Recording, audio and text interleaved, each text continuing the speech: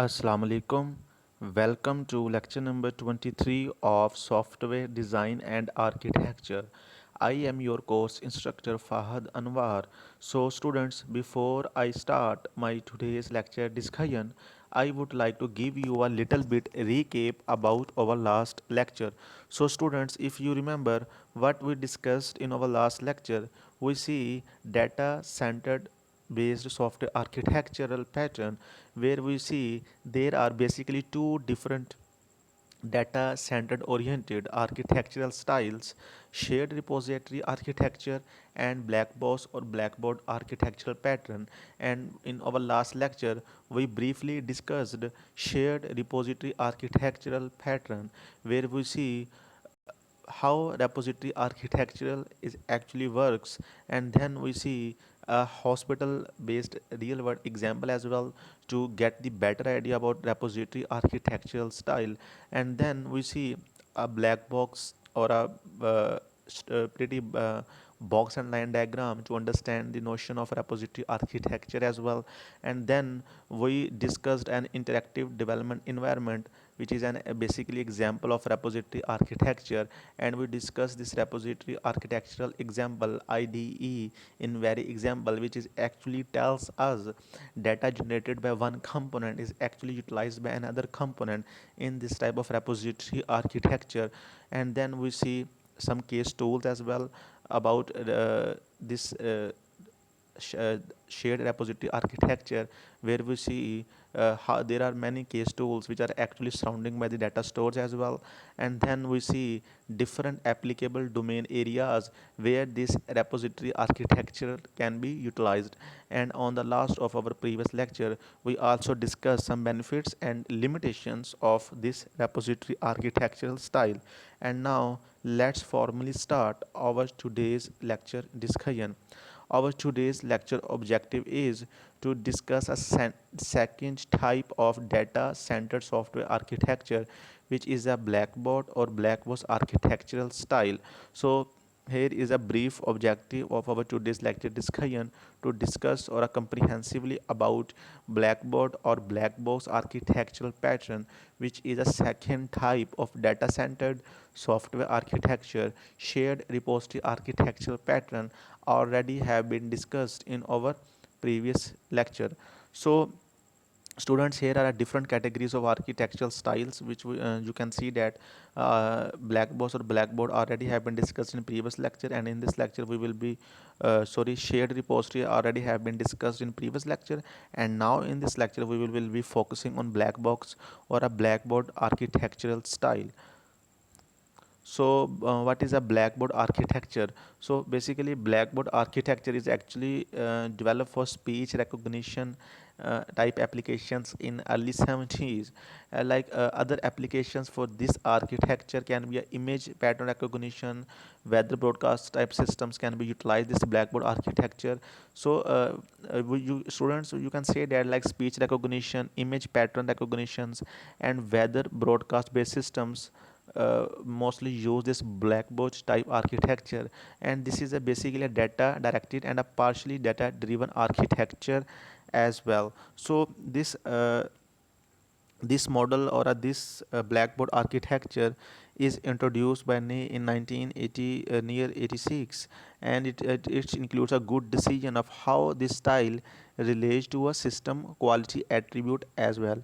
So the repository pattern which we discussed in our last lecture is actually concerned with static structure of a system, and it does not show its runtime organization. So as we discussed earlier, repository is a passive and control is the responsibility of the components using the repository.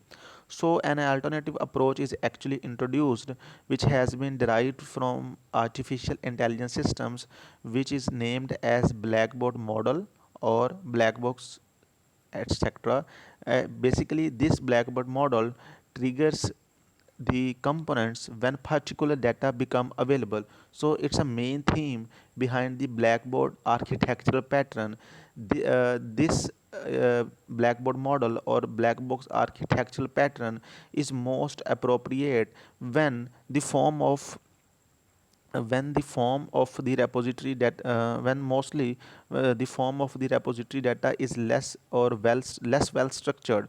So repository architecture is mostly utilized for a structured based systems which actually does not give us the runtime organizations, while this blackboard model or black box architecture pattern is appropriate when the form of the repository data is less well structured, and repository architecture is normally utilized where data is well structured, and when our data is less well structured, blackboard architecture style is preferred. So student, this is a main difference between shared repository architecture and blackboard architecture. You need to clearly distinguish between these two: data centered or a shared data oriented architectural pattern. Blackboard architecture is appropriate where data is less well structured, and repository architecture is normally well suited for where data is more structured. Then we prefer the repository architectural style, and when the data is less well structured, this blackboard architecture is most appropriate for this type of applications as well. And this for mostly weather forecasting systems, image pattern recognitions, and speech recognition systems, this type of blackboard architectures are normally utilized. And this blackboard architecture is basically a data directed and a partially data driven architecture. So uh, from let's discuss some backgrounds about the blackboard architecture, how this word blackboard actually introduced.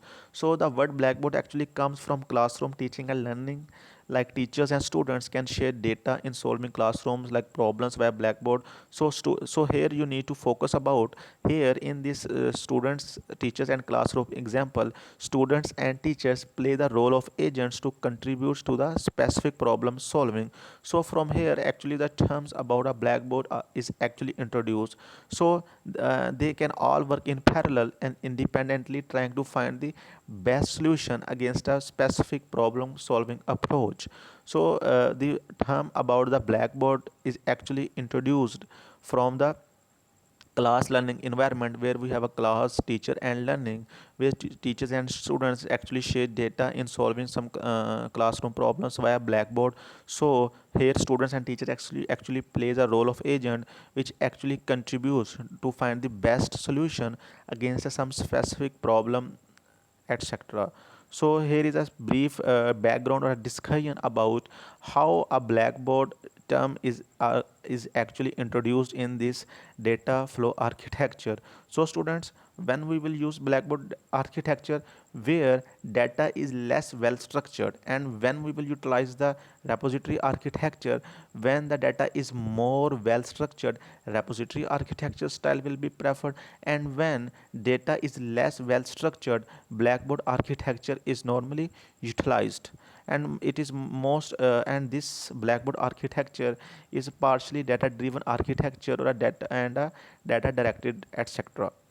And now this blackboard architecture is actually decomposed or divided into three, sometimes it is being said that it's actually divided into two major partitions, but I will say about it, it is actually divided among three partitions according to some different authors. Like one partition which is we call the blackboard, which is actually used to store data. What kind of data is used to use, like hypotheses, different facts and figures, is actually stored by the partition which we call the blackboard. And the second component or other partition is which we call the knowledge source, and this knowledge source actually stores the domain specific knowledge. And while the third partition is we call the controller. And what is controller?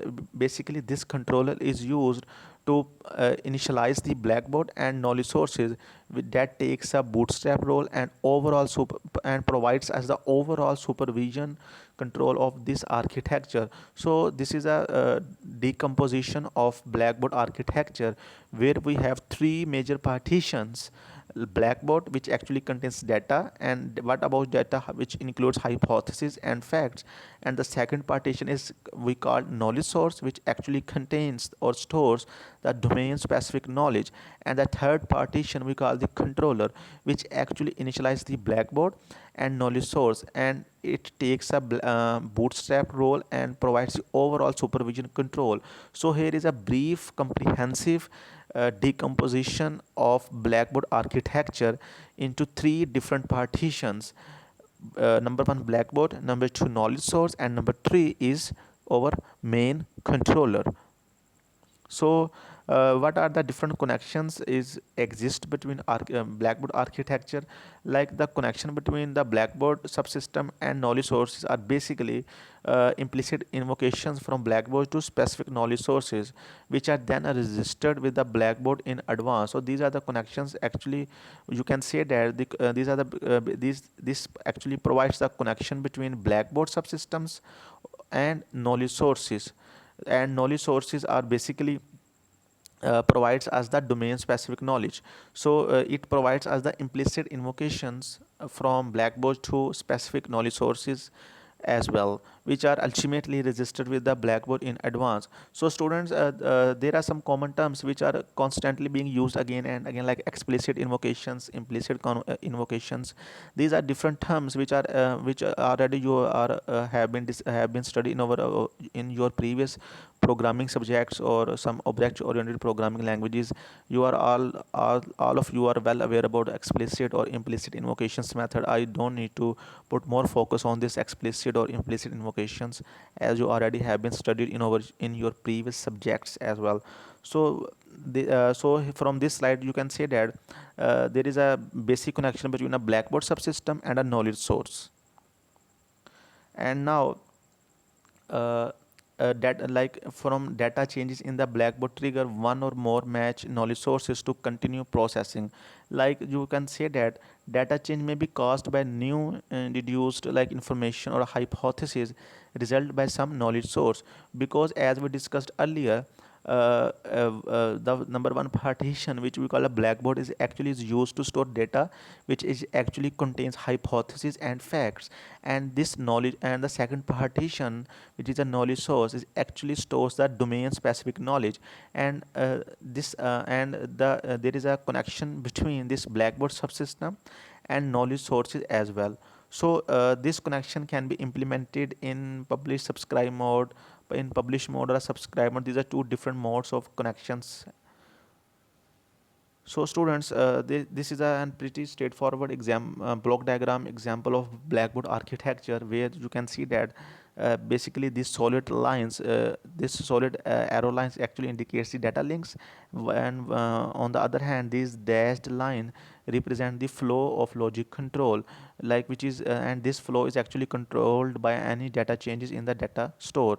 So the data in the Blackboard store directs the flow of the computation.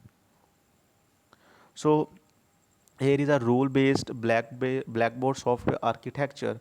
So students, as we discussed earlier, Blackboard's architecture is basically divided into three major partitions: Blackboard, knowledge source, and number third is the controller. In this diagram, in this UML based class diagram, Blackboard software architecture is partitioned into three different components. Number one, Blackboard; number two, knowledge source, you can see in this class diagram; and number three is controller. So if you see in this diagram, Blackboard partition is actually concerned about to store data which contains like hypotheses, different facts about updates, etc. And the knowledge source is actually concerned about the different rules, like how to store domain specific knowledge is actually is the concern of this knowledge source. And the main third point is controller. And what is the job of controller is to initiate the Blackboard and knowledge source. So students, in this UML based class diagram is actually shows the how a rule based Blackboard software architecture is looks like. In this diagram you can also see that each knowledge source helps to solve problems in its expertise areas, like knowledge can be stored in different knowledge representation formats depending on the reasoning strategy. For example, a knowledge store all related rules and provides activation mechanism for the Blackboard to trigger in rule-based export system as well. So uh, this role-based architecture has basically decomposed into three components: Blackboard, knowledge source, and control. And Blackboard is concerned about the data, which actually contains about the hypothesis, facts, and different updations. And knowledge source is actually concerned about how to provide the domain specific knowledge. And controller is actually provided supervision of all the between the Blackboard and the knowledge source, and it also initiate the Blackboard and knowledge source components. So it's a brief discussion about this rule based Blackboard software architecture. And this Blackboard architecture is already discussed in previous lecture, where we see how Blackboard architecture is decomposed into three different partitions: Blackboard, knowledge source, and the controller.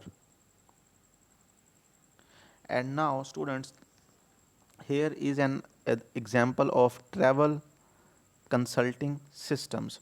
So here this examples actually shows how our Blackboard architecture is actually implemented in travel consulting system. So Blackboard architecture is actually being used in travel consulting system. So let's discuss this travel consulting system in more detail. So students, there may be many air travel agencies, hotel reservation systems, car rental companies, or attraction reservations like systems to subscribe to or register with through this travel planning system as well. Like, once this system receives a client request, it publishes the request to all related agents and composes plan options for client to choose from. Like the system, this travel sales reservation system also stores all necessary data in a database, as you can see in this figure. Like, after the system receives a confirmation from the client, it actually invokes the financial billing system to verify credit background and to use invoices as well. So the data in the data store plays an active role in this system. So it does not require much user interaction after the system receives client request, since the request data will direct the computation and activate all related knowledge sources to solve this problem. So while, if you remember, on the other hand, in the repository architecture pattern is basically provide as a passive role, where control is the responsibility of the components using the repository. While in this repository architecture, you can see that after the system receives a confirmation from the client, it automatically invokes the financial billing from system to verify credit background and to issue the invoices as well. So the data in the data store also plays an active role in this system. So you can see that these type of systems are normally appropriate where data is mostly less structured, or this Blackboard model actually utilize where the triggers components when particular data becomes available is normally utilized. So here is a discussion about this travel consulting system, which is actually based on a Blackboard architecture. So, what are the different possible applicable areas of travels of this Blackboard architecture, where we can use this Blackboard architecture in real world? As we discussed earlier, this type of systems are normally utilized in weather forecasting systems, like speech recognition systems, different image pattern recognitions, or normally where partially data, because it is a partially data driven architecture, it is normally utilized in speech recognitions, image pattern recognitions, and different type of weather broadcast systems as well. And one example of travel consulting system is already have been discussed in our previous lecture as well. So in general, if we discuss what are the possible applicable domains or areas where we can utilize this Blackboard or Blackboard shared data center oriented architecture pattern, we can say that it is normally suitable for solving open-ended and complex problems like artificial intelligence problem, where there is no preset solutions exist, and the problem spans multiple disciplines, and each problem involves completely different type of knowledge, expertise, and problem solving paradigms that require different level of corporations as well. And partial or approximate solution is acceptable to the problem.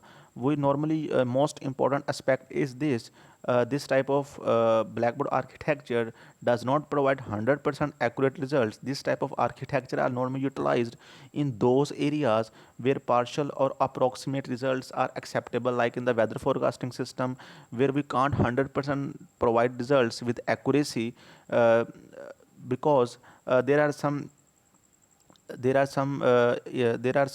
inaccuracies are exist, like we can say that partial or approximate solution is acceptable. In this kind of situations, we can utilize in this type of application domain, we can utilize this blackboard architecture. So weather forecasting system or speech recognition system are the best example of this repository architecture, because in speech recognition we can't get 100% accuracy, or in a weather forecasting system we can't get 100% accuracy.